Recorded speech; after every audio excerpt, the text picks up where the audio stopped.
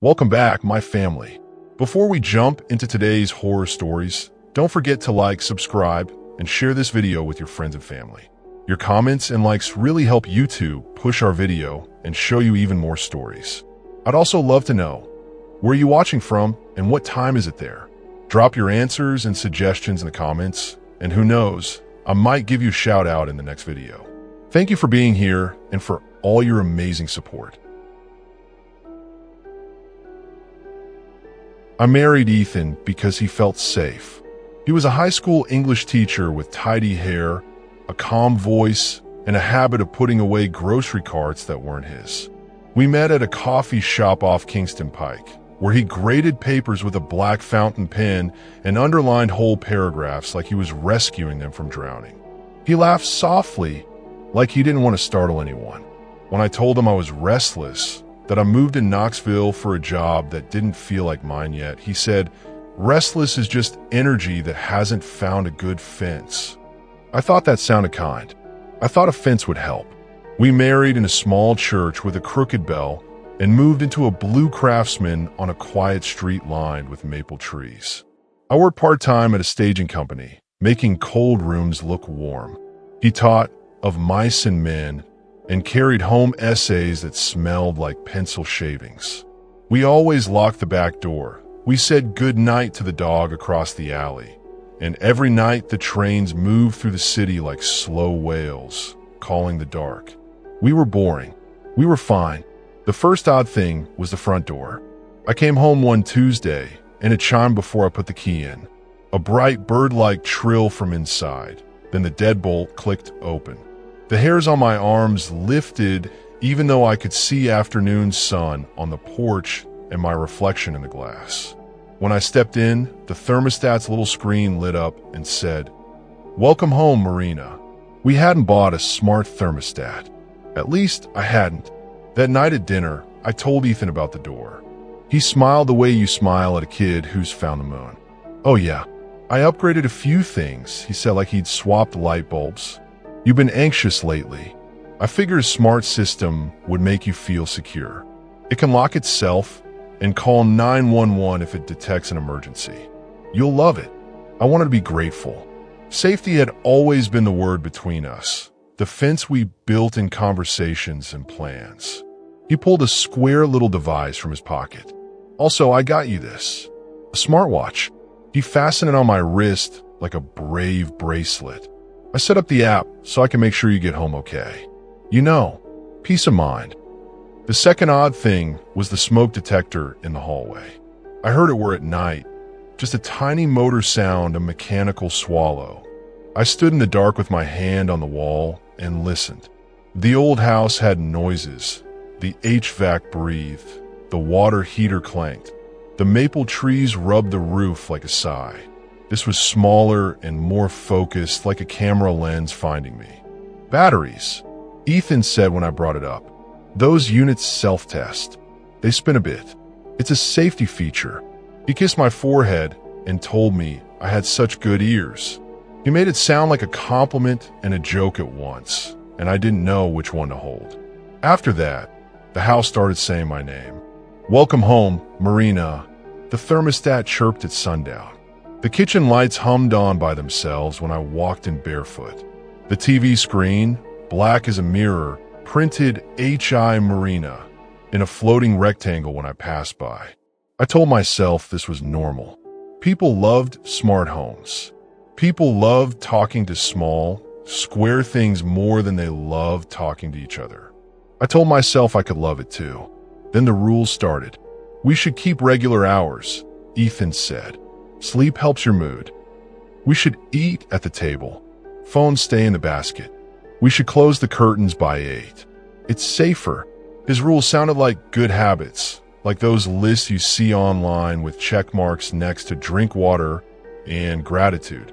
But when I came home 10 minutes late from a staging job, the living room lamp blinked 3 times like a warning.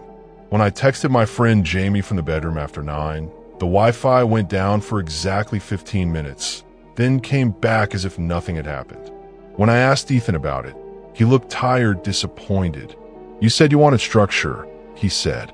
"I'm just helping." Help felt like a hand over my mouth. He taught me to love words, and then he used them like tape.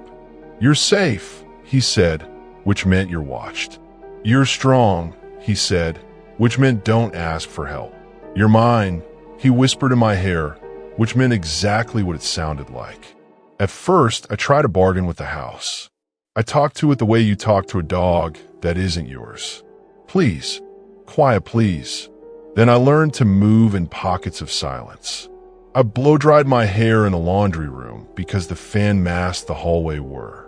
I put my phone in the microwave when I called Jamie because a blog once said that blocked signals. I stood in the shower until the bathroom mirror fogged completely, and then I wrote help with my finger in the steam so I could see the word in reverse, like a secret I'd told to the air. The night I found the first camera, I wasn't even looking. I was dusting the dining room light. The smoke detector in the hallway chirped once, a bright, quick sound that made me flinch. I climbed down from the chair with the feather duster still in my hand and stared up at it. The plastic ring had a hairline seam on the side I'd never noticed, and along that seam was a pinhole that looked like an eye. I stood on the chair and sniffed, the way my mother used to sniff milk to see if it had turned. Warm plastic. Dust. The faint, metallic smell of new electronics. When I pried at the seam with my fingernail, the cover lifted with a soft click and came away in my palm. Inside was not a smoke detector. Inside was a small, black camera with a card slot and blinking green light. My knees went loose. I held the fake detector in two pieces like a broken egg and felt my face change shape. Then I heard the front door app trill, "Welcome home," and I put it all back together fast, fingers shaking, heart stuttering like it wanted to run out the dog door if we had a dog door. Ethan stepped in with grocery bags and a winter sky on his shoulders, and he smiled at me like a husband in a commercial. "Hey, you," he said, setting the bags down. "Good day." "Fine," I said. The word tasted like a lie. That night, I pretended to sleep while the house breathed. I pictured wires behind the walls, threaded through studs like veins. I pictured Ethan's phone, heavy with rooms. I thought about the way he looked at me lately. Not with love, but with ownership, as if every part of me was a page in a book he was editing. I waited until his breath evened out, then slipped from bed and padded to his office. The yellow room, he called it because of the paint and because he said bright colors help focus. The door was always locked, but the house had taught me its rhythms. I knew which floorboard in the hall didn't squeak and which one cried out like a hurt animal. I knew how to put my ear against the wood and listen for the click of the deadbolt when the smart system set itself at midnight. Tonight, though, the click didn't come. The storm outside played drums on the gutters, and a gust must have moved the magnetic contact in the frame. The lock was asleep, or maybe the system believed I was in bed because the smartwatch registered no steps. I eased the handle.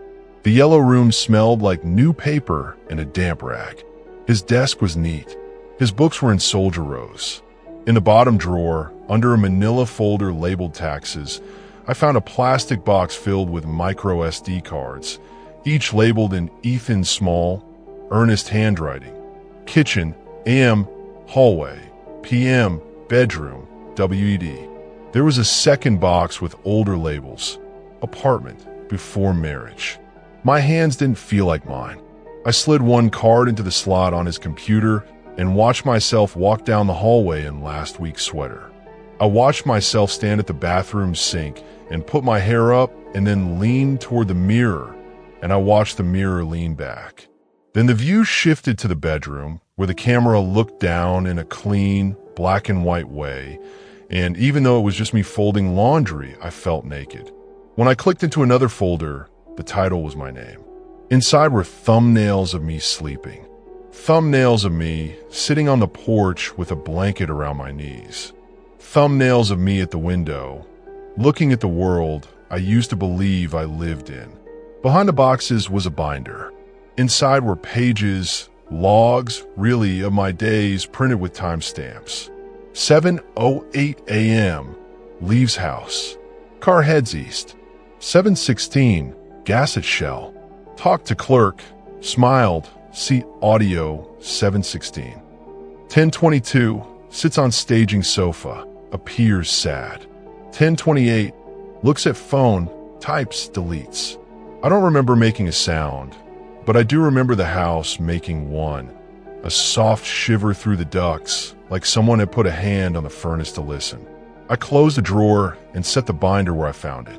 In the hallway, I touched the smoke detector that wasn't a smoke detector, and it whirred once, a tiny mechanical nod. At breakfast, I told Ethan I wanted to visit my sister in Johnson City for a few days. He buttered toast carefully and said, "You're spiraling again. It happens when we make progress." He wiped a single crumb from the table and said, "Let's put your phone on rest mode today. Screens make you paranoid." He slid the microwave door open with a smile and set my phone inside like a casserole. "Ethan," I said, and watched his eyes. I saw the cameras. He didn't flinch.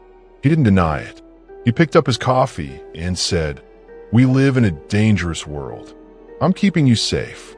"You're keeping me," I said, and the second word was the only one that mattered. That night, a storm rolled in with a mean edge. Wind pushed at the eaves, and the maple leaves slapped the windows like wet hands. The smart lock clicked and unclicked once, as if unsure. The power flickered. When it died, it took the house's voice with it. No thermostat greeting. No TV square saying HI. Just dark and rain and the giddy, empty sound of electricity gone. I had been waiting for this. I kept the go bag in the trunk of my car for work, tape, scissors, fake lemons, things that make rooms look alive. Last week, I added cash to the pocket and a copy of my driver's license I'd hidden at Jamie's apartment for months. I'd stashed an old flip phone there too, the kind that doesn't try to be your friend. All I needed was the keys. The keys were in Ethan's pants pocket on the chair beside the bed. He slept hard during storms. He always had. When the house lost power, he slept like a cut wire. I slid into the bedroom and reached for his jeans. He rolled and muttered. The ceiling flashed white from lightning, and I saw the shape of his face in that dull, holy light. The storm's roar covered the small sound the keys made in my hand, a shy jingle. I held my breath until my chest hurt, then moved back into the hallway, past the not smoke detector, past the thermostat that whispered nothing. On the porch, the wind hit me full in the face. I locked the door behind me out of reflex and then realized I didn't owe it that courtesy. I drove with my hands at 40 and 10, and the storm pressed itself against the windshield like a living thing. At Jamie's, I parked 2 blocks away and cut the car lights early. She opened the door with a blanket around her shoulders and pulled me inside. We didn't turn on lamps. We sat by the window and watched Knoxville go blind and then bright again, street by street, as the power grid stitched itself back together. "Call the police," Jamie said when my words made any sense at all. "I need to get out first," I said. "I need to be where his cameras aren't. I need to be unfindable." We left that night, the storm still gnawing the sky. Jamie drove. I lay down in the back seat, flip phone in my pocket, smartwatch on the floor of the car, pulsing with steps I wasn't taking. We went east until hills became mountains and the interstate lost a lane. We checked into a motel with a broken ice machine and a clerk who didn't look up. I slept for 2 hours and woke to a dream of Vince.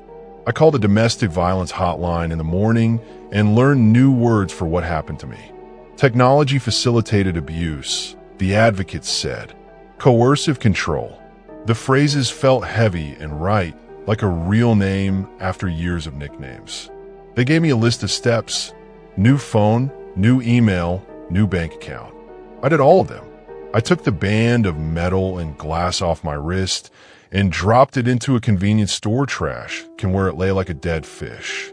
A week later, I moved into a small apartment in a city where the streets were numbered instead of named.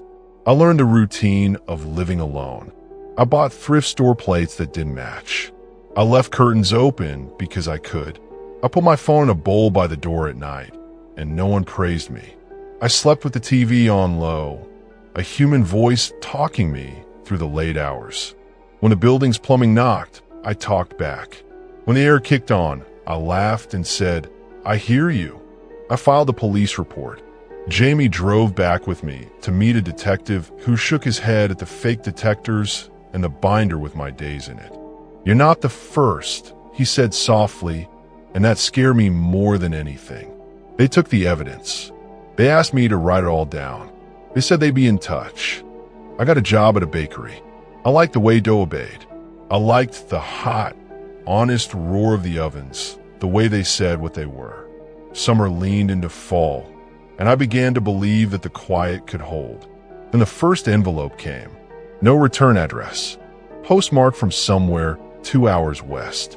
Inside, one glossy photo.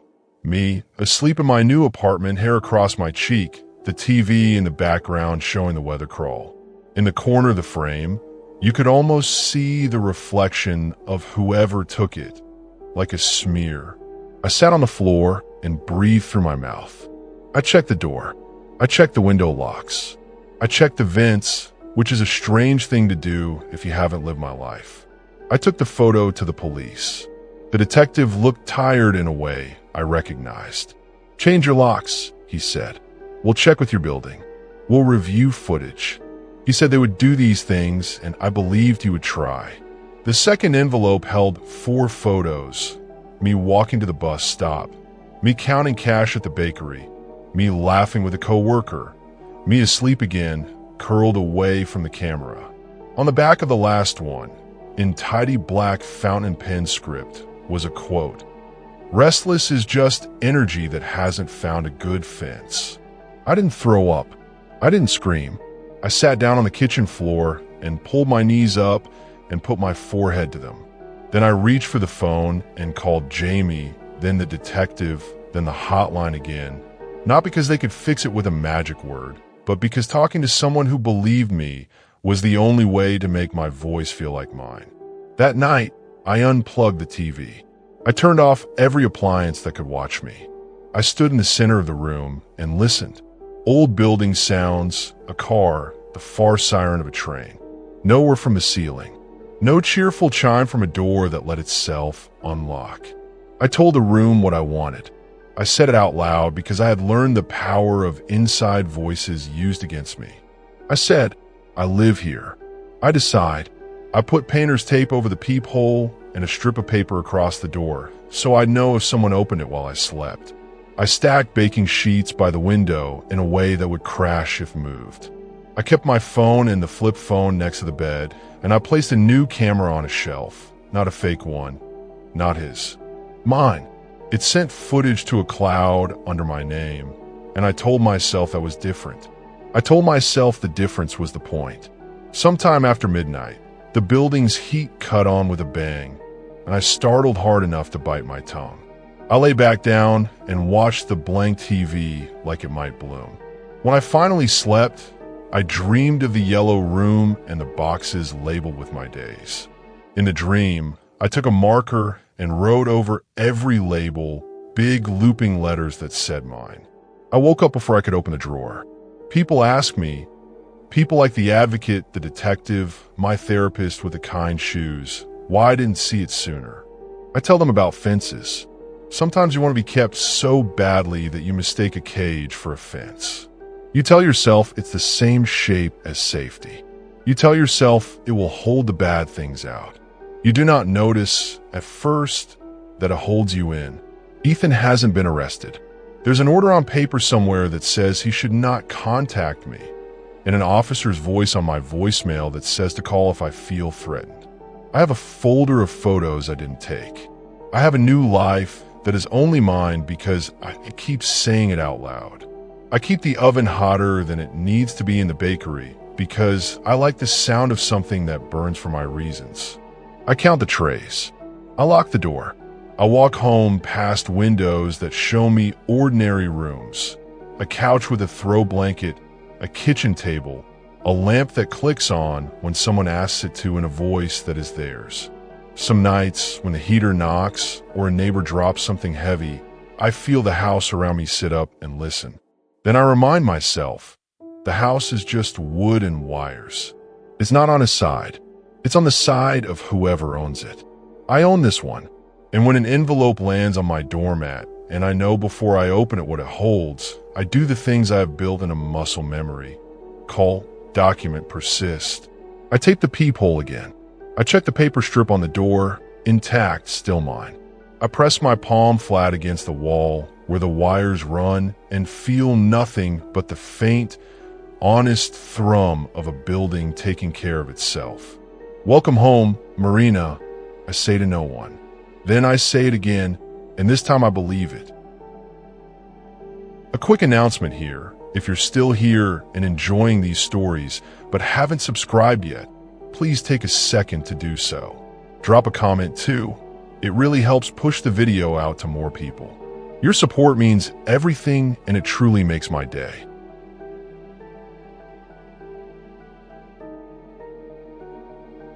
When I first met Daniel, he seemed like the kind of man everyone trusted. He was a paramedic, steady hands, calm voice, a person you'd want leaning over you if your heart had stopped. He told me he'd saved lives, pulled strangers out of burning cars, delivered babies on the side of the road. To me, he was a hero, and for a long time, I clung to that image, even when the truth started pressing in like desert heat. At the beginning, Daniel was gentle. We met at a small coffee shop off Canyon Road. I spilled my latte, embarrassed, and he handed me napkins with that easy smile of his. He was attentive in ways I hadn't known before. Texts every morning. Good morning, Claire. Calls before bed. Sleep well, sweetheart. He asked if I'd eaten, if I'd made it home safely, if I needed anything. It felt protective. I mistook control for care. After we moved in together, the protection turned into something else. He didn't like me going out with co-workers after work. People get drunk and stupid. He'd say, "You don't need that kind of trouble." If I left the house without telling him, his questions would come rapid fire, sharp. Where were you? Why didn't you answer your phone? Who were you with? He framed it as love. I just need to know you're safe, he'd say, his voice low, steady, almost convincing. He could twist concern into chains so smoothly that I sometimes forgot I was locked up. The turning point came late one night. I was tired from work and had stayed a little longer to finish a project. My phone died, and when I got home, Daniel was pacing the living room, jaw clenched, eyes dark. He didn't yell. He didn't need to. "Do you have any idea what could have happened to you?" he asked, his voice calm and terrifying. He held up my dead phone like it was evidence. "I thought you were lying in a ditch somewhere." I apologized like it was my fault. That was the rhythm. I apologized, he forgave. But forgiveness became rarer. Then came the desert. One Saturday, he told me we were going for a drive. He liked to clear his head in open spaces, he said. We drove west, the road thinning into scrub and sand, the mountains jagged against the sky. The sun was low, the air sharp. We passed abandoned motels, rusting signs, gas stations long since dead. When he pulled into the lot of one of those stations, its windows broken, pumps standing like skeletal arms, I felt my stomach clench. He put the truck in park and looked at me. His voice was even almost gentle. "Do you ever think about leaving me?" The question hit harder than a scream. My hand started to shake. "No," I whispered, though the truth burned in my chest. "I've been thinking about leaving for months." He leaned back, eyes scanning me like he was reading vital signs. "Because I don't know what I'd do if you did. You don't understand how much I need you." I reached for the door handle, but he clicked the locks. That sound, a metallic snap, still echoes in my bones. "Don't," he said. Just that one word. It held everything. Warning, command, promise. For a long moment, the only sounds were the desert wind scraping against metal and my own pulse hammering in my ears. Then headlights appeared in the distance. Another car coming down the highway. Daniel's jaw worked tight, and after a long pause, he unlocked the doors. "Get back in the truck," he ordered. "We'll talk at home." I got in. I didn't argue. My hands were trembling so badly I pressed them into my knees to keep still. He drove back to Santa Fe in silence. The truck filled with the smell of gasoline and something darker, sharper, fear. That night, I lay awake listening to his steady breathing beside me, and I knew I had to get out. The next morning, I told him I was going to the grocery store. Instead, I drove straight to a police station. I told them everything. The surveillance, the control, the night in the desert. They listened, but Daniel was clever. When the officers called him in, he cried. He said I was unstable, paranoid. He pulled out his uniform, his reputation, the stories of lives he'd saved. Who would they believe? The respected paramedic or the woman with shaking hands? They let him go. When I came back to our apartment, his things were gone. No note, no trace, just empty drawers and silence. For a moment, I felt relief. I thought maybe it was over. But then the messages started. Not calls, not texts, photos. One showed me leaving work, keys in my hand. Another caught me in the grocery aisle. The last one, slipped under my door, was of me asleep, hair spilled across the pillow. No caption, just the image. I moved, changed numbers, bought new locks. But even now, years later, I sometimes wake in the middle of the night, certain that he's outside, waiting. The desert never left me. Its silence, its emptiness, the way danger hides in wide open spaces, that lives inside me too. Daniel taught me how control can wear the mask of love. He taught me that sometimes the person you trust most can become the thing you fear the deepest. And he taught me that even when you escape, sometimes the shadows follow.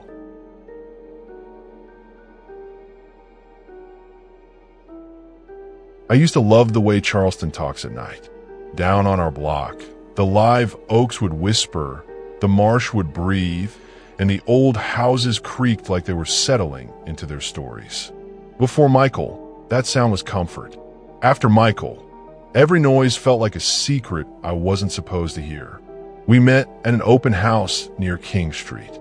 He was the agent, of course, crisp shirt, easy laugh, a gold key on his logo that made you feel like he could open any door. He asked what I did, and when I told him I freelanced, copywriting, a little design, he said, "You're lucky. Freedom looks good on you." I believed him. I believed a lot of things in those early months. He sold houses like other people tell bedtime stories.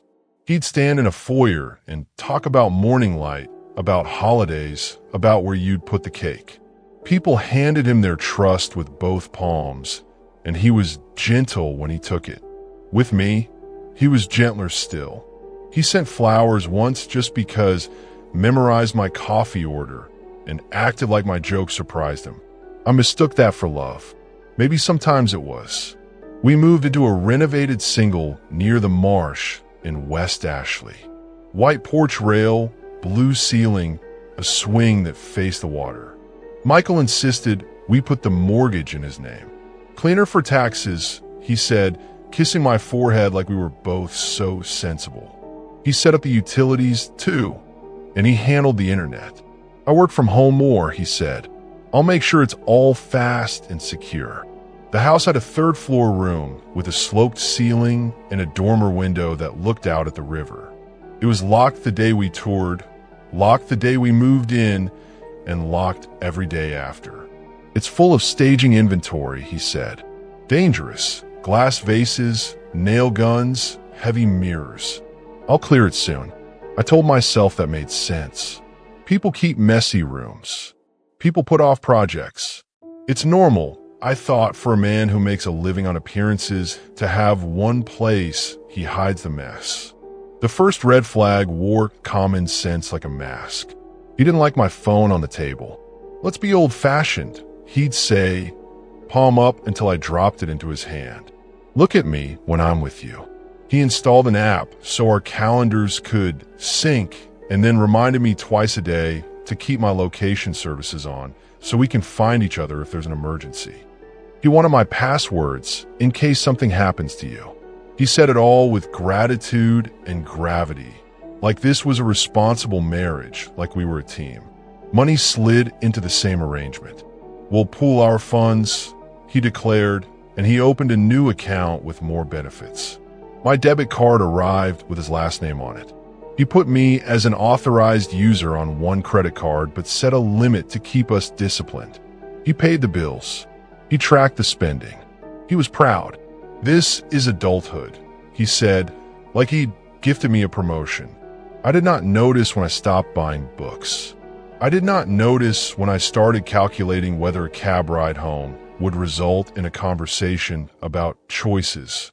What I noticed was the way the air felt different when he said my name with a certain tempo, Elena like a sentence ending, and the way the third floor door never, ever opened. The second red flag looked like care. You get distracted, he told me, smoothing a thumb over my cheek. Let me help you focus. He offered to proofread my client emails so you sound professional.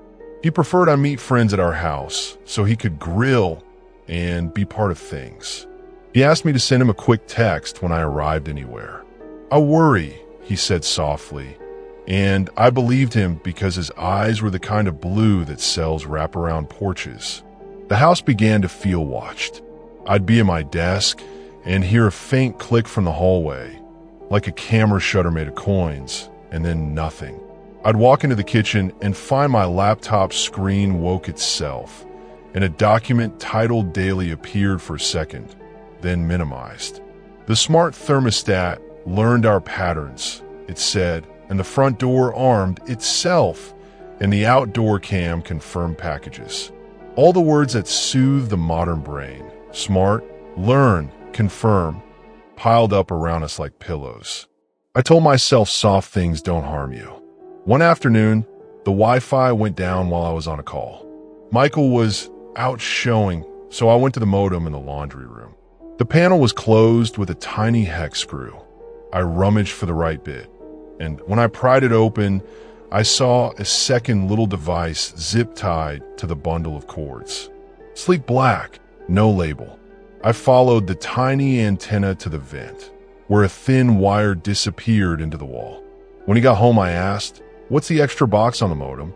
He smiled like I brought a good grade home.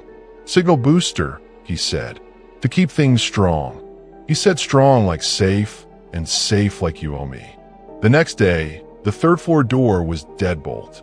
"You said there were staging supplies," I said, trying to sound light. "I could help. Soon," he promised, and he took my chin in his fingers like I was a story he'd tell later. The night everything sharpened began with thunder far off over the harbor. Heat had been stacked on the city all week. That day it climbed the stairs and sat on our house. "Let's order in," he said, but when I reached for my unlocked phone, the screen refused my fingerprint. The passcode prompt blinked. I tried again. Nothing. I reset it, he said. "Your lock screen photo was not flattering." I fixed it. "You can't do that," I said, and heard how small my voice sounded in our big kitchen. He set his knife on the cutting board and looked at me like an open house guest who'd touched the staging. "It's my house," he said, the sweetness stripped from his tone. "It's our life. My phone is not your house." He leaned in. "Everything here is my house." We didn't order in. He cooked. He poured me wine and watched me drink it. He rotated the purchase ledger on his tablet, so I could see a category called groceries and a neat graph of my spending. It wasn't the money. It was the idea that someone had turned me into a column, a line item, a digestible number he could shrink when necessary. In bed, thunder brought the sky down in torn sheets. He turned his face to me in the dark and asked, conversational, "Do you ever think about leaving?" "Michael," I started, but he cut me off with a laugh that didn't reach any part of him. "If you leave," he said softly, almost kindly, "it won't be with anything. Not the house. Not your nice little clients. Do you want me to tell you who owns the building where your favorite cafe sits? Not your name, if it comes to that. I can make you into nobody in this city. You want to test me? I want to sleep, I said, because fear makes cowards and liars out of most of us. He rolled closer, breath warm and thick with wine. Don't make me fix you, he whispered. I didn't sleep. I watched the ceiling change colors as lightning wrote its rude letters over and over. Sometime after midnight, Michael's breathing went even. Storm wind pressed the house until it spoke in old house tongues, settling, sighing, a nail complaining in the rafters. I went downstairs to get water, patting slow, thinking only of the glass at the sink, my mouth dry. Except some part of me must have already decided, because instead of a glass, my hand reached for the key ring on the hook by the back door. Michael kept every key on it. House, gate, office, storage, locks I didn't know. The third floor key was fat with a square head. I took it like it might burn me and climbed. The door opened on the first try with a sound like a held breath let go. The dormer room didn't smell like flowers or paint or dust. It smelled like electronics, warm plastic, static, the metallic breath of machines that are never off. A desk sat beneath the window. 3 monitors glowed in the dark with the dimness of sleeping screens. On the wall, a grid of small black cameras hung like a gallery.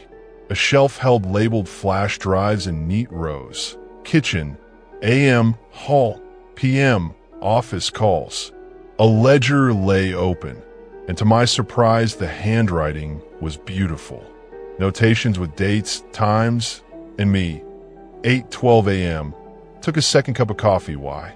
1:03, deleted draft, will retype later. 4:47, laughed at phone. Who?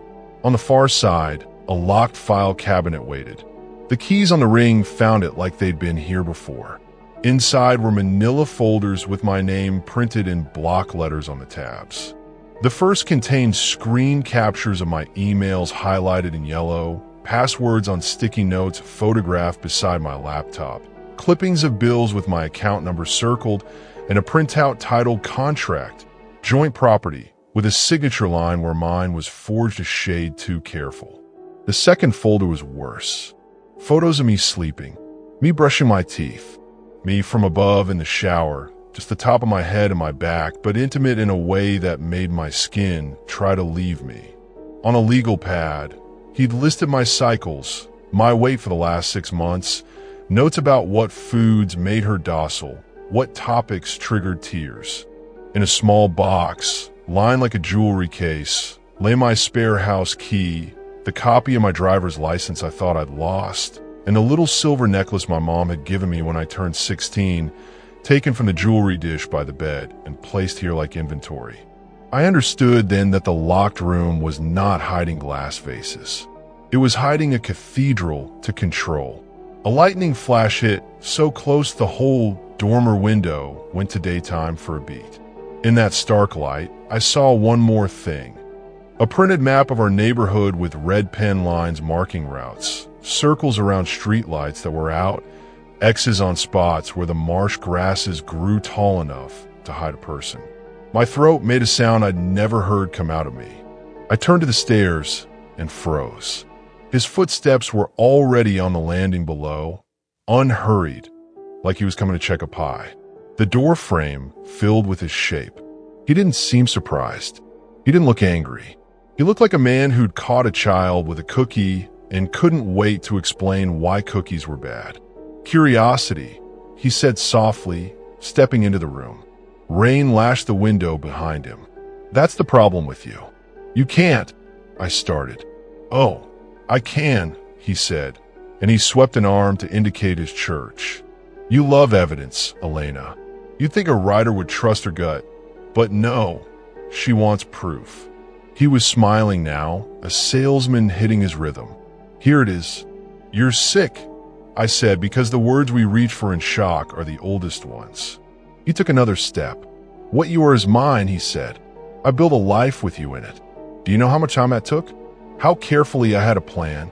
And you, he shook his head, almost amused. You want to run like a stray dog in a thunderstorm. The storm hit the house so hard the walls shivered. Somewhere, a breaker snapped. The monitors gave a brief pulse and went black. For a second, one slick, holy second, everything in that room was just outlines and lightning. I ran. I didn't run down the stairs. I ran past him to the dormer window and threw up the sash. Hot, wet air shouldered into the room. The screen stuck for half a heartbeat, and then my fear made me strong. I tore out and flung it behind me. I didn't look back. I slid out onto the little roof of the porch and dropped, catching the railing, skin tearing along my forearms, knees buckling when I hit the steps. I heard him shout my name in that tight, clipped way he used when he wanted the dog version of me to heal. I sprinted into the yard. The marsh beyond the fence flickered with lightning, a black field lifting and falling like a living thing. He was at the back door now, keys in the deadbolt, angry with the lock for daring to be designed for hands slower than storms. I climbed the fence, slippery with rain, and dropped into the marsh grasses. They swallowed me. Mud sucked at my shoes. The dark was thick as syrup. I moved the way you move when you can feel a house behind you watching from every window. I did not think. I did not plan. I let the storm choose for me. Water rose around my calves, my thighs. A crab skittered across my ankle, and I bit down on a scream and kept going. I tripped over a submerged root and went down to my hands, breathing in marsh rot and river tang and the iron taste of panic. Behind me, Michael's voice came cooler, calmer, stage voice, phone voice, the one that sold. Elena, come back. You're scaring me. You'll get hurt. His flashlight swung across the tall grass and missed me by an arm's length. Don't make me go get you. I crawled. I found a fence line of the neighbor's yard by slamming my shoulder into it. I followed it blind until it gave way to a break, an old gate lost in vines. I shoved through and found a narrower yard. A kayak leaned against a shed, porch lights on. I ran to the back door and hammered with both fists. A porch camera blinked red at me, and I yelled into it, "Help, please." A woman in a robe opened the door a cautious inch. Then, seeing my bleeding arms and wild eyes, flung it wide. "Come in," she said and pulled me through. She locked the door and slid the chain, then put both hands on my shoulders, steady and warm like how you brace a person in a moving car. "You're okay now." "I need the police," I said. I was crying and didn't know when I'd started. "Please, please." She pressed her phone into my palm like a lifeline and never took her other hand off my arm. The officers came fast, storm or not.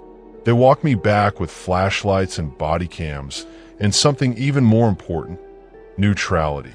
They asked questions they'd clearly asked before. They looked at Michael in his clean shirt and measured calm the way a vet looks at a glossy dog that still might bite. He tried to perform kindness. He told them I was unwell. He told them we had some marital stuff, that this was a misunderstanding. They asked about the third floor room. He said, staging inventory. They asked to see it. His smile held exactly 1 second too long before he handed over the key. I watched from a neighbor's porch through the rain as the officers climbed the stairs and disappeared. I watched the way Michael's jaw tightened when they were gone and the way he smoothed it away when he remembered I was looking. When the officers came down, their faces had changed. Professional still, careful still, but there was a weight to them now. The kind that comes from being forced to believe the version you didn't want to. They took photos. They collected the drives. They called for more cars. They read him words that mean your life just collapsed to a few square feet and some metal bars. He protested, then demanded, then finally stood very straight, like posture alone could hold his world up. He didn't look at me when they walked him out. I don't know if that was mercy or punishment. The neighbor, her name was Julie, made me sit on her couch. She wrapped my arms in clean dish towels. She said, "Drink water," like orders are kindness when you can't make decisions. A paramedic dabbed at the cuts and asked if I wanted the hospital. I shook my head. He didn't push. Lightning moved out to sea, and the storm let us keep our city. The detectives came back with questions and evidence bags and what they called corroboration. They had found recordings, binders, a ledger of passwords and purchases, a plan for if I left.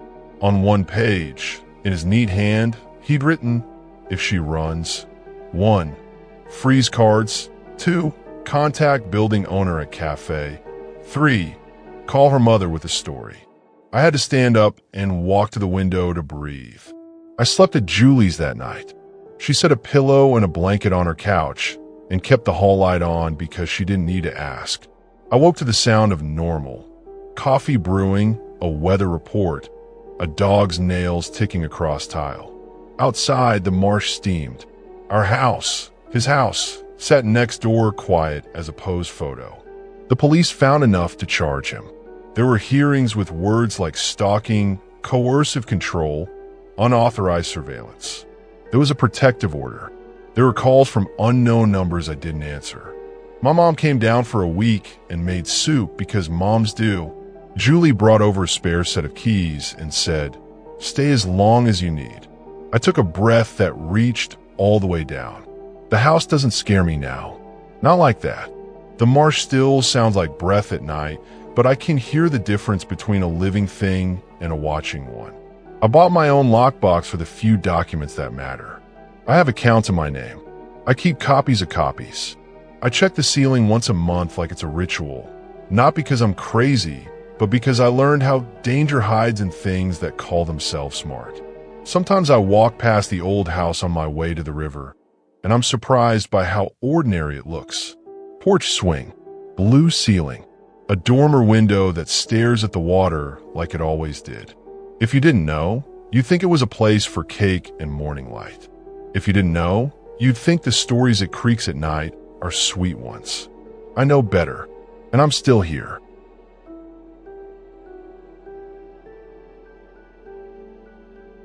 When I first met Ethan, he seemed like the kind of man who could calm a storm. He was tall, soft-spoken, a graduate student in psychology who claimed he wanted to help people understand themselves. He had a way of listening, head tilted, eyes steady, that made me feel like my words mattered. After years of dating men who only half heard me, Ethan felt like a safe harbor. At least, that's what I thought. We moved into his apartment near downtown Asheville after only a few months of dating. It was small but cozy, with secondhand furniture and stacks of books. He cooked dinner most nights, pasta, grilled chicken, even homemade soup when I was sick. "I'll take care of you," he'd say, pressing a bowl into my hands. I believed him, but soon his care started to feel like control. I've struggled with anxiety since high school. Sometimes it shows up as tightness in my chest, sometimes as full-blown panic attacks where my vision goes fuzzy and my heart gallops like it wants to escape. At first, Ethan was understanding. He held me through episodes, whispering reminders to breathe, making tea afterward. But gradually, he turned my anxiety into a weapon. "You can't go to the grocery store by yourself," he'd say. "Remember what happened last time you panicked? I don't want you fainting in the aisles. You shouldn't drive alone.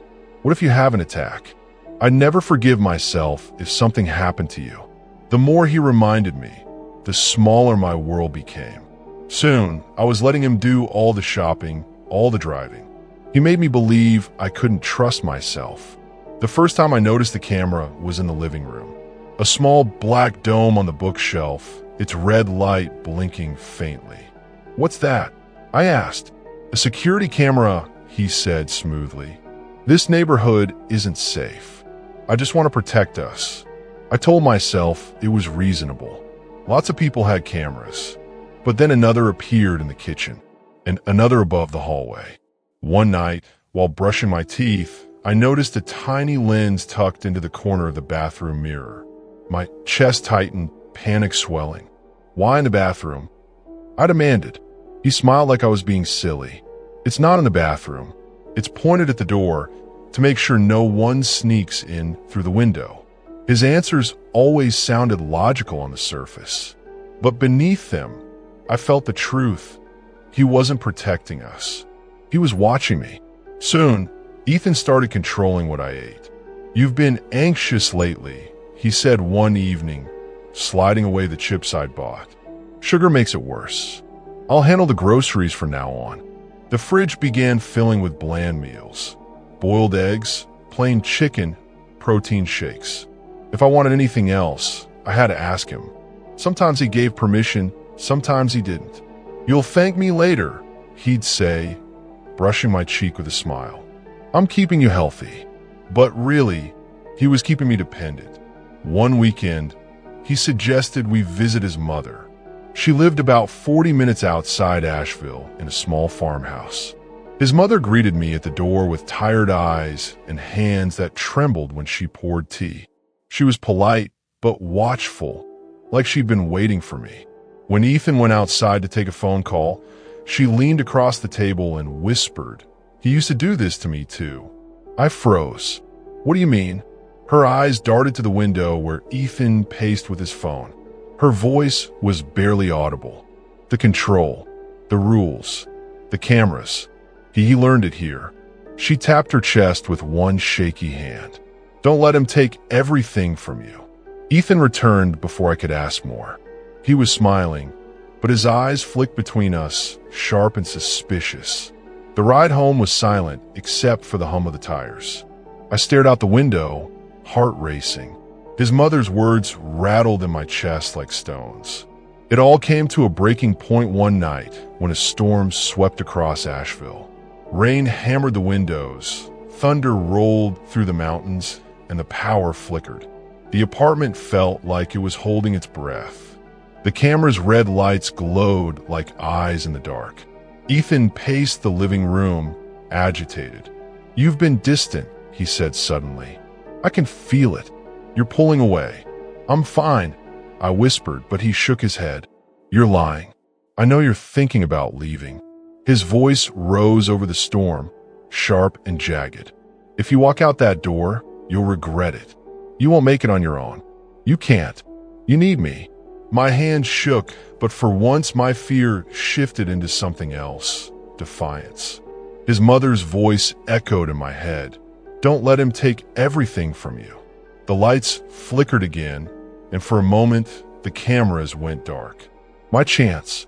I slipped into the bedroom, grabbed my jacket and the emergency cash I'd hidden under the mattress, and bolted for the door. "Where are you going?" he shouted, his footsteps pounding behind me. The storm's wind slammed into me as I ran down the stairs, the rain drenching my clothes instantly. My heart pounded, but this time it wasn't panic. It was survival. I reached the street, flagged down a passing car, and begged the driver to take me anywhere but here. I stayed with a friend across town for the next few weeks. I blocked Ethan's number, changed my email, filed a police report. The officers listened politely, but didn't promise much. Document everything they told me. Even now, months later, I still flinch when my phone buzzes. I tape over the lenses of my laptop and check corners of rooms for hidden cameras. Sometimes I wake in the night, convinced I hear his voice whispering through the storm. But I'm learning to trust myself again, to drive again, to buy my own groceries and laugh with friends without guilt. Ethan thought my anxiety made me weak, but leaving him showed me the opposite. I may be afraid, but fear doesn't mean I can't run. Fear doesn't mean I can't escape. And I did.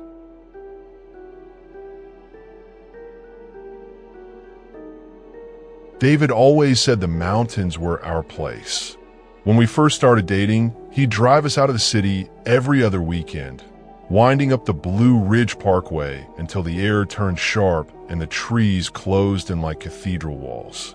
We'd hike until our legs ached, then sit on some overlook watching the fog swallow the valleys.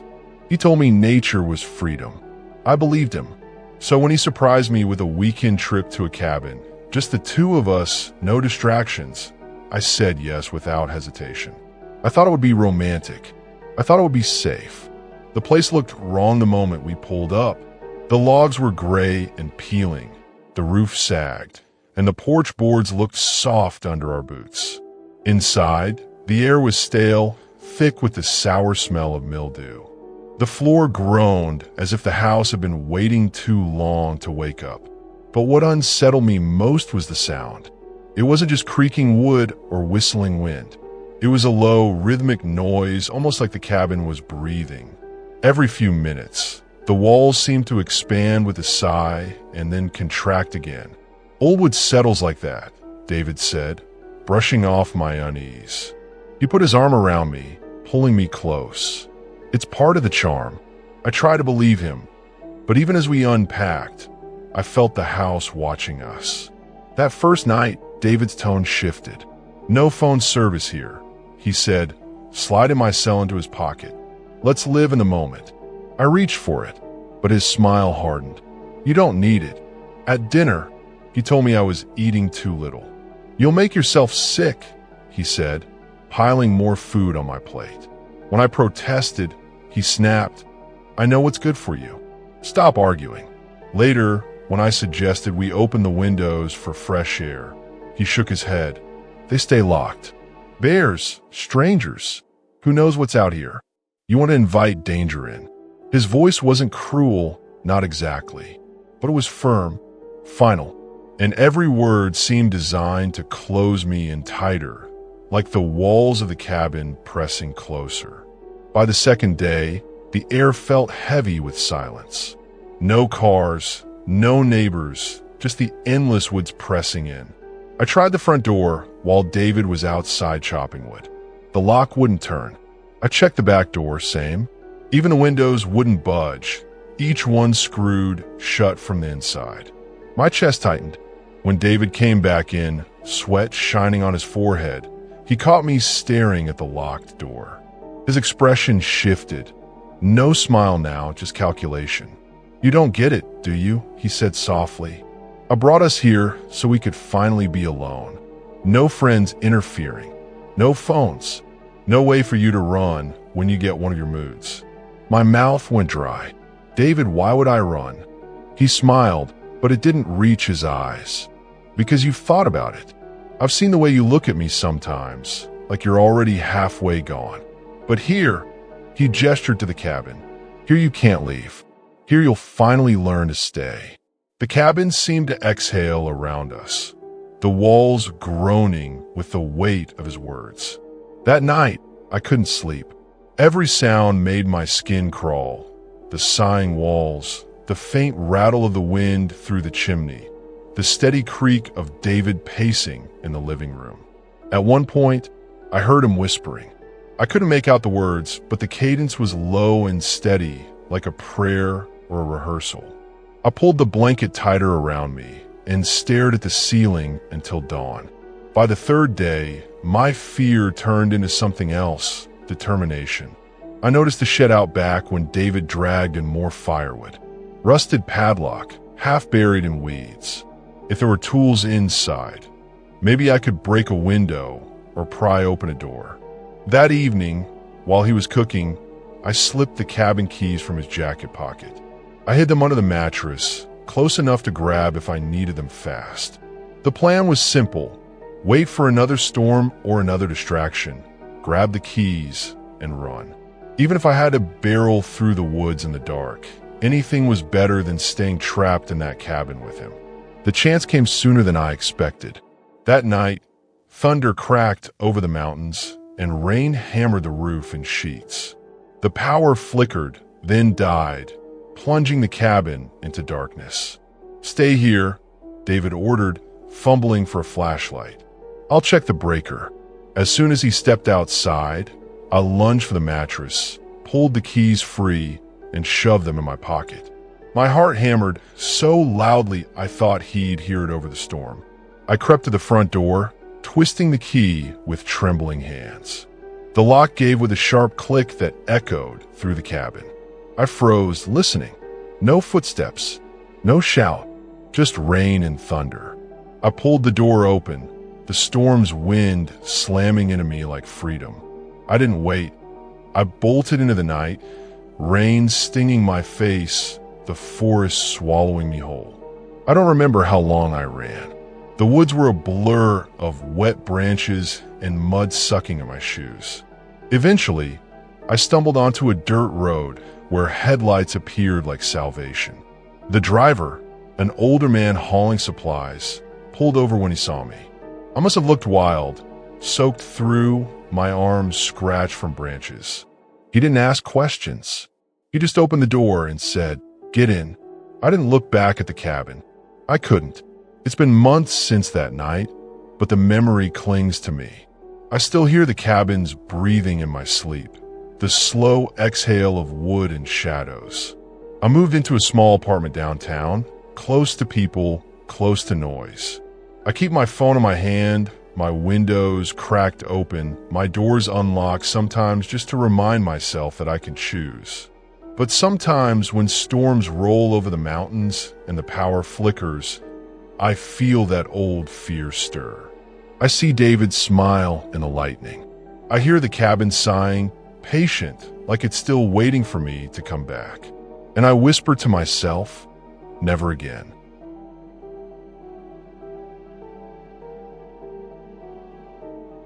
I was 17, the summer my mother booked the Airbnb in Asheville. She wanted change of scenery, a mountain getaway, she called it. Just the two of us, a week before senior year began. I pictured hiking trails, coffee shops, lazy mornings with the windows open. Instead, I found myself in the middle of a nightmare. The house looked normal enough from the outside, a white two-story with blue shutters, perched on the edge of a quiet neighborhood. The host, Mark Whitfield, greeted us with a smile that seemed too rehearsed, like he'd practiced it in a mirror. He was in his 40s, broad-shouldered, wearing a plaid shirt tucked too neatly into his jeans. "Welcome, ladies," he said, handing my mom the keys. "Make yourselves at home. You'll find everything you need. I'll be right down the street if you need anything." The inside smelled faintly of lemon cleaner, but underneath it, something metallic lingered, like rust or old blood. I told myself I was imagining it. Our rooms were upstairs. Mine overlooked the backyard, a patch of grass ending in thick woods. At night, it was so dark it felt like the trees pressed right up against the glass. The first night, I woke around 2 a.m. to a muffled thumping noise. At first, I thought it was the pipes, but then I heard again, 3 sharp bangs like fists pounding from below. I crept out of bed and pressed my ear to the floor. The sounds came from the basement. I froze, my heart racing. After a few moments, silence returned, broken only by the hum of the fridge. When I mentioned it at breakfast, Mom laughed it off. "Old houses make noises, honey." But Mark, who had dropped by to check if we had enough towels, looked up sharply when I described it. His smile flickered, then returned just as fast. "Yeah, those pipes can be loud," he said smoothly. "Don't worry about it." The way his eyes lingered on me made my stomach twist. 2 nights later, I couldn't sleep. The banging started again, louder this time. Mom was snoring softly down the hall, so I slipped out of bed, grabbed the flashlight from my backpack, and crept toward the basement door. The door had no knob, just a padlock. But the wood frame was old, and when I pressed my face close, I could see faint light flickering underneath, like a single bulb swinging. Then I heard it, a voice. Weak, hoarse, unmistakably human. A woman's voice. "Help, please, someone." My knees nearly buckled. I whispered through the crack, "Are you okay?" The voice broke into sobs. "He's keeping me here. Please, get out before he sees you." I stumbled back, my heart slamming. I wanted to scream, but fear locked my throat shut. The next morning, I begged Mom to pack up and leave. I didn't tell her exactly what I'd heard. I didn't want her thinking I was imagining things, but she brushed me off. "Maya, stop. We can't just run every time you spook yourself.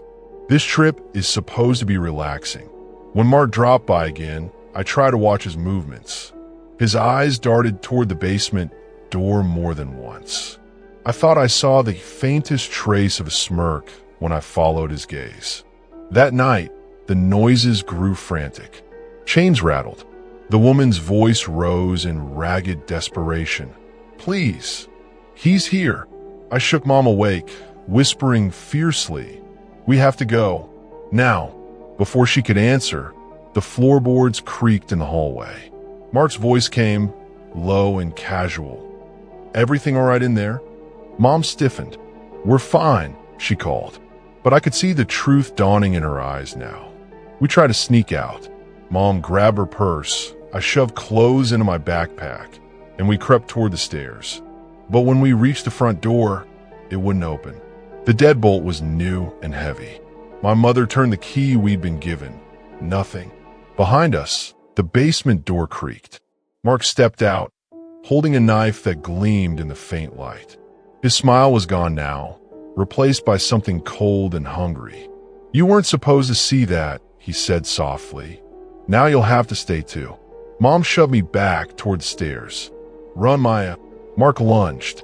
I grabbed a lamp from the side table and hurled it at him. It shattered against his shoulder, and he roared in pain. That gave us just enough time to bolt up the stairs and lock ourselves in my room. Mom fumbled for her phone, but of course, the service was dead. My hands shook as I remembered the neighbors we'd passed down the street when we arrived. If we could just make it out the window. Mark's footsteps thundered up the stairs. He slammed against the door, the knife scraping wood. "You can't hide," he shouted. "This is my house." Mom yanked open the window. Rain slicked the shingles outside, but we had no choice. She pushed me first. I scrambled down the roof, slipping and clutching at the gutter. Behind me, the bedroom door cracked open with a splintering scream. "Go, Maya," Mom shouted, shoving me toward the edge. I dropped into the bushes below, pain shooting through my ankle, but I forced myself up. Mom landed beside me a moment later. We ran barefoot down the street, the gravel biting into our feet. Behind us, Mark bellowed our names, the sound carrying into the night like something inhuman. Finally, lights appeared ahead, a small ranch house with a car in the drive. We pounded on the door until an elderly couple opened it, startled. Mom cried out, "Call 911. He's after us." The husband grabbed his phone immediately. The wife pulled us inside, locking the door. I collapsed on their couch, shaking so badly I couldn't speak. The police arrived within minutes. They stormed the Airbnb, weapons drawn. They found Mark in the basement, along with the woman I'd heard, chained to a pipe, gaunt and terrified but alive. Mark was arrested that night. The woman was taken to the hospital. Mom and I gave our statements, still trembling, our clothes soaked with sweat and rain. The officers told us later Mark had been investigated before. Complaint from guests about strange noises, suspicions that never quite stuck. He'd been careful, too careful, until us. It's been months, but I still dream of that basement. The chains, the voice, the scrape of a knife against the door. I wake with my heart pounding, convinced I'll hear Mark's footsteps outside my window. Even though he's locked away, I sometimes find notes slipped under my apartment door. Blank sheets of paper with nothing but a crude smile drawn in the center. The police can't prove it's him, but I know. Mark Whitfield wanted control. He wanted captives. And even though I escaped, part of me still feels chained. But I also know this. He underestimated me. I'm not just a girl who ran. I'm the one who lived to tell.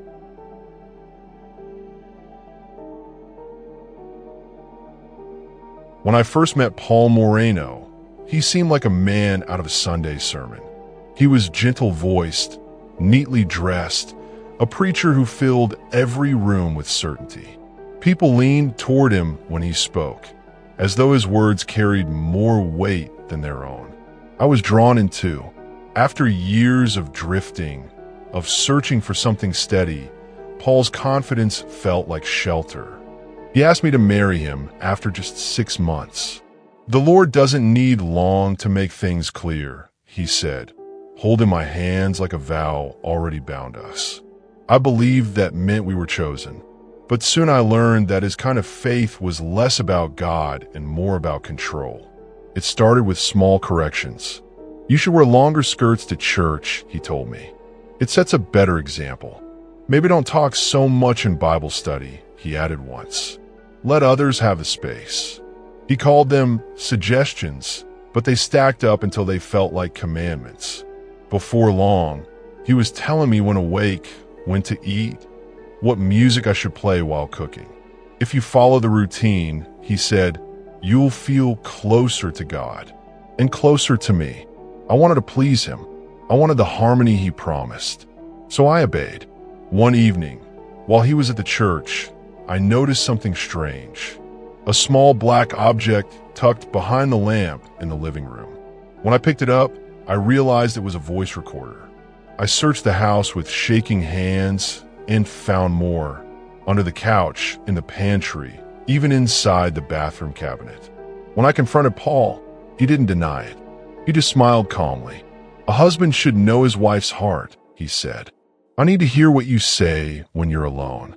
It helps me guide you." I felt sick, but his tone was so even, so certain, that for a moment I wondered if I was overreacting. Paul was an expert at twisting words. If I cried, he'd stroke my hair and whisper, "See how much you need me? Without me, you'd fall apart." If I grew angry, he'd tilt his head and say, "That temper is the devil trying to separate us. Don't let him win." And if I questioned him, he'd murmur, "You're doubting the man God gave you. Do you really want to walk that path?" Every reaction, every emotion, he bent back toward his authority. I started to believe him. I started to believe I was broken without him. One night, I woke to the sound of his voice. At first, I thought he was praying in the next room, but when I stepped into the hallway, I realized he was speaking in the darkened study. I froze outside the door. "She's almost ready," he was saying, his voice low, deliberate. "She's nearly perfect. A little more, and she'll never leave. She'll be exactly what I need." My blood ran cold. I backed away before he noticed me. I slipped into bed, pretending to sleep when he came in. He kissed my forehead and whispered, "Good girl," as if I were a project, not a wife. From then on, every smile he gave me felt like a mask. Every touch felt like a test. I knew I couldn't stay, but leaving him felt impossible. He had my bank accounts under his control, my phone records, even my friendships. Most of them funneled through the church he ran. Still, I planned. Quietly, secretly. I stashed small amounts of cash in the lining of my purse. I copied down the number of a domestic violence hotline and tucked it inside a Bible. And I waited. One afternoon, Paul left for a prayer meeting. Rain was coming down hard, thunder shaking the windows. I realized this was my chance. I grabbed my purse, stuffed a change of clothes inside, and headed for the door. But before I could unlock it, I heard his car pull back into the driveway. My stomach dropped. Desperate, I ran to the bathroom and pushed the window open. Rain lashed against my face as I squeezed through, scraping my arms on the frame. I dropped into the mud below, knees jarring, but I didn't stop. I ran barefoot down the alley behind the house, my heart pounding with every clap of thunder. I didn't look back until I reached the gas station on the corner, soaked and trembling. Inside, the clerk stared at me as I gasped out the words, "Please, call the police." The officers arrived quickly. I told them everything. The recordings, the manipulation, the late-night words I'd overheard. They listened, took notes, nodded with grim faces. Paul, of course, denied it all. To the police, to the church, to anyone who asked. He painted me as unstable, confused, even possessed. Some of his congregation believed him. Some turned their backs on me. But the evidence told another story. The officers found the recorders hidden in the house. They found journals filled with Paul's notes about me. Observations written like experiments. Lydia resists when tired, needs more correction, nearly obedient. Those words were enough. I live in a small apartment now, far from the church, far from Paul.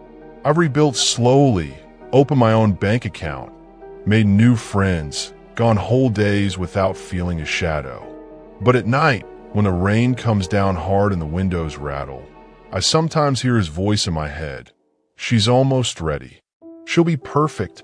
And I remind myself of the truth. I'm not his project. I am not his possession. I am not perfect, and I don't need to be. I am free.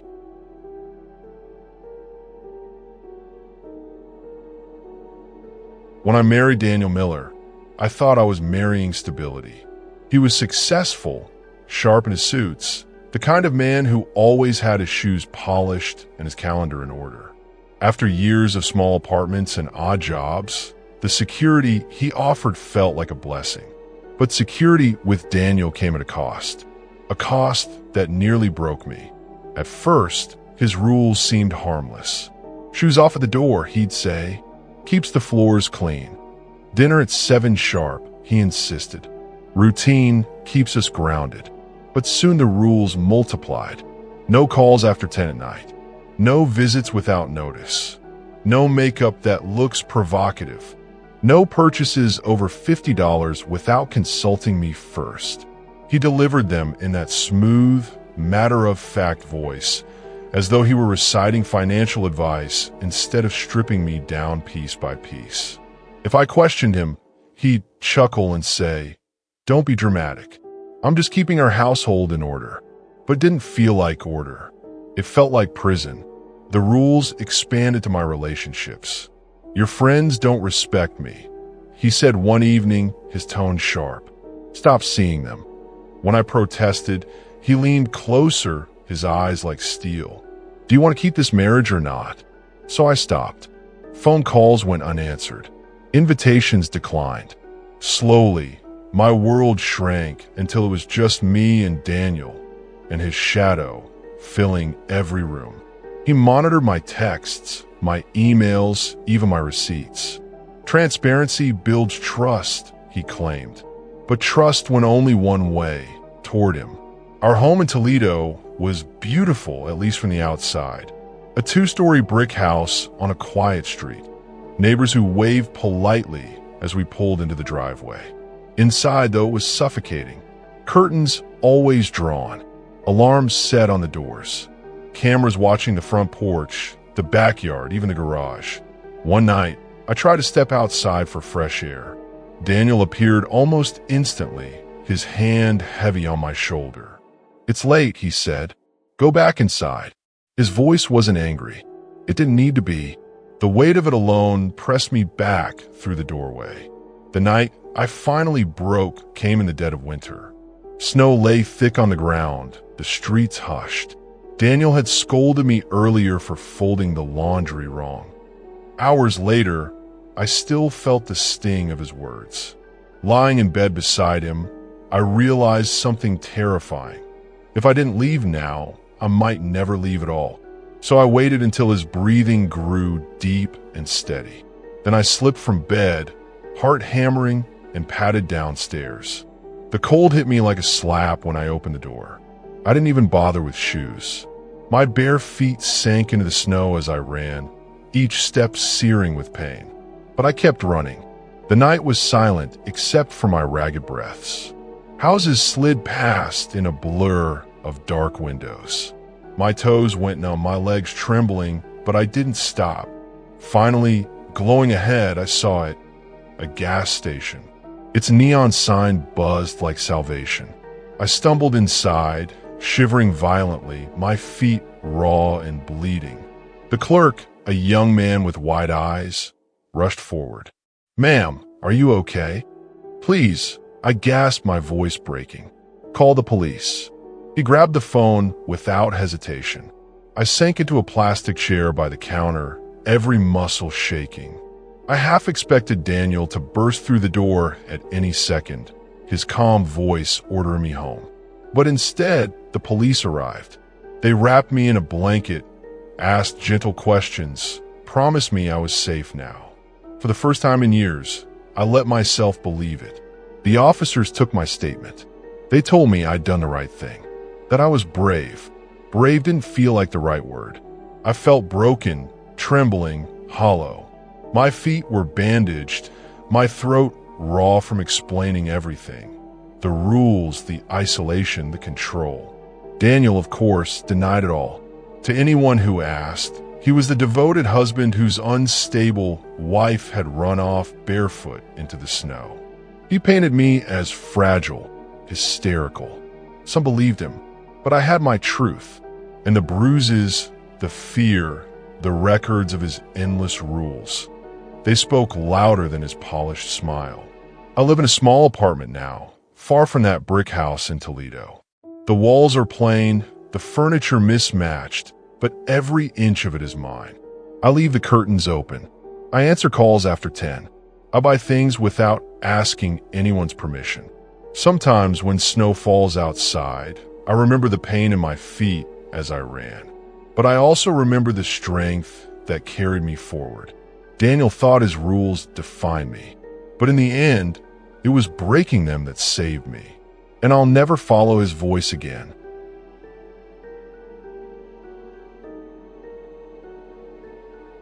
When Mark and I moved into the house at Canyon Creek, I wanted to believe it was a fresh start.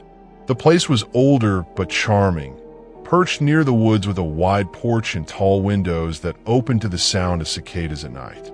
I told myself this was the home where I'd finally feel settled, where our marriage could breathe.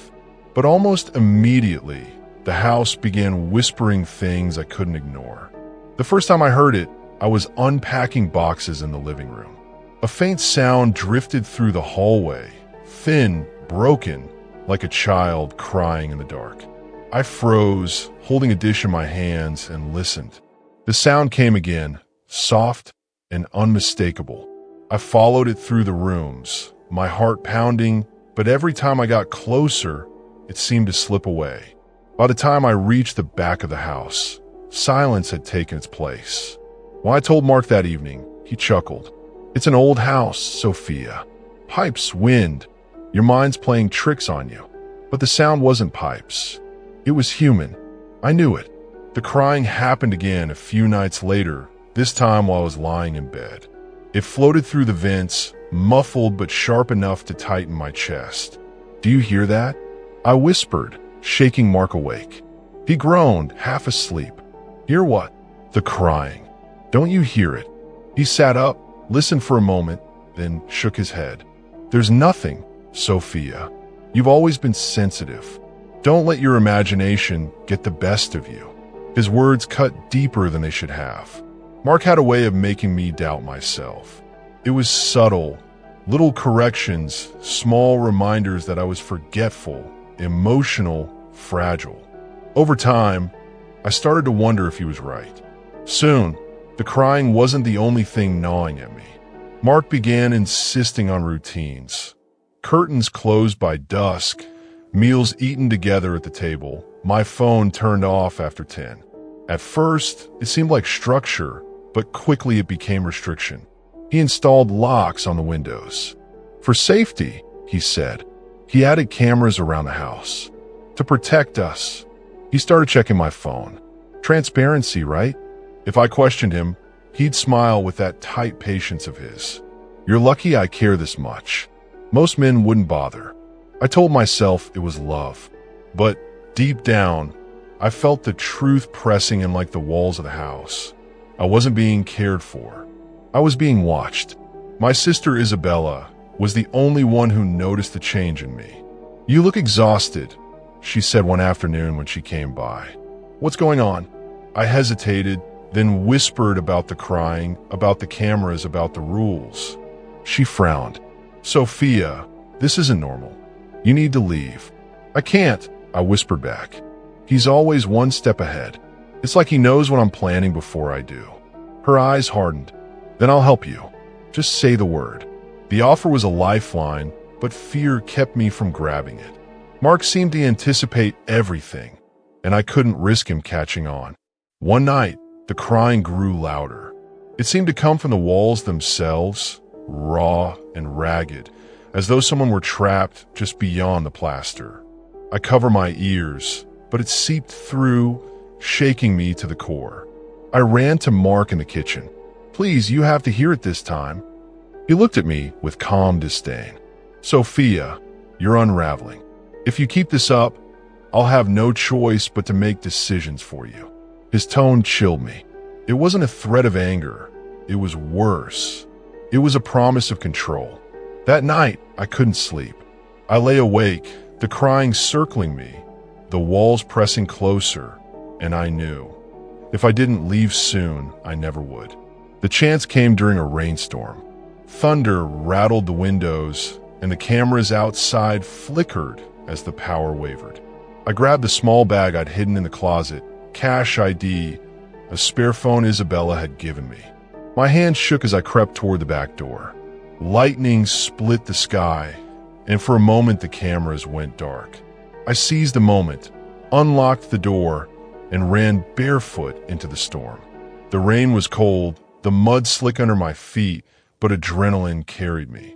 I sprinted down the road, the wind roaring in my ears, until I saw headlights ahead. It was Isabella.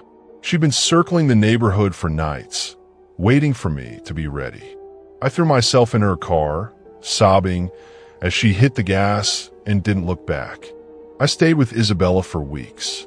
We changed my number, filed reports, blocked every avenue Mark might use to reach me.